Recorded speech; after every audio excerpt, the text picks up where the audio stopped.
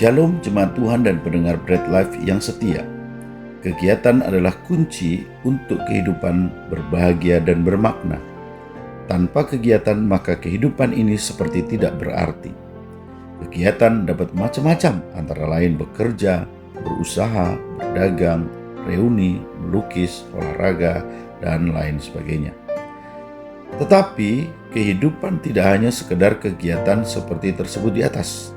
Ada kegiatan lain yang tidak kalah penting, yaitu kegiatan keagamaan, seperti berdoa, membaca firman, memuji, dan ibadah di gereja. Tetapi tahukah kita bahwa Tuhan Yesus ternyata lebih tertarik kepada kehidupan keagamaan daripada kegiatan keagamaan?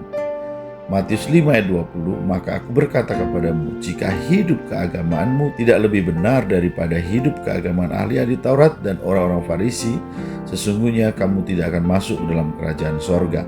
Matius 5 ayat 20 adalah khotbah Yesus di bukit, agar hidup keagamaan kita harus lebih benar daripada hidup keagamaan ahli-ahli Taurat dan orang-orang Farisi.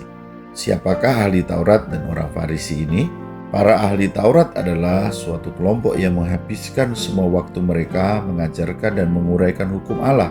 Ahli-ahli Taurat menjalani semua hukum Taurat dengan ketat. Sedangkan para orang Farisi adalah pemimpin rohani orang Yahudi saat itu. Orang Farisi melakukan hukum Allah sampai hal-hal yang paling kecil. Mereka menyerahkan seluruh hidup mereka untuk mentaati hukum Allah. Mereka berpuasa 2 kali seminggu. Mereka memberikan persepuluhan dari segala sesuatu, yaitu 1/10 dari segala sesuatu yang mereka miliki. Orang Farisi dan ahli Taurat barangkali adalah orang yang berperilaku paling saleh di muka bumi pada zamannya. Mereka menaati setiap titik dan koma dari hukum Taurat. Hidup mereka diatur begitu rupa supaya ia tidak bisa melanggar isi hukum Taurat. Nah, mengapa Tuhan memandang hidup keagamaan ahli-ahli Taurat dan orang-orang Farisi kurang benar? Ternyata hidup keagamaan ahli-ahli Taurat dan orang-orang Farisi adalah sekedar kegiatan keagamaan, bukan hidup keagamaan seperti yang dikehendaki oleh Tuhan Yesus. Yang pertama, di dalam kegiatan keagamaan mereka tidak ada kebenaran Tuhan. Roma 10 ayat 3. Yang kedua, kegiatan keagamaan mereka jauh dari hati. Mereka semata-mata menjalani tradisi. Yesaya 29 ayat 13. Yang ketiga, kegiatan keagamaan mereka menonjolkan diri penuh dengan kesombongan, bahkan menghakimi orang lain. Di dalam 1 Korintus 1 ayat 29. Lalu bagaimanakah kita bisa memiliki kebenaran yang melebihi para ahli Taurat dan kaum Farisi, sehingga bisa memiliki kehidupan keagamaan yang benar, bukan sekedar kegiatan keagamaan? 1. Berakar. Akar dalam kehidupan keagamaan kita adalah iman percaya kepada Yesus sebagai Tuhan dan Juru Selamat, yang telah mati dan bangkit untuk menebus dan mengampuni dosa kita. Sebagai anak Tuhan, kita juga harus memiliki akar iman yang kuat sebagai pondasi. Dengan iman yang kuat, kita tidak mudah goyah dalam menghadapi tantangan dan cobaan yang menghadang. Kolose 2 ayat yang ke-7. 2. Bertumbuh dalam Kristus. Dengan akar iman yang kuat, tidaklah susah untuk kita bertumbuh dalam Kristus jika kita mau belajar hidup dekat dengan Tuhan. Salah satunya melalui pujian dan penyembahan. Orang benar akan menjaga kedekatan hubungannya yang intim, lebih intim dan sangat intim dengan Tuhan.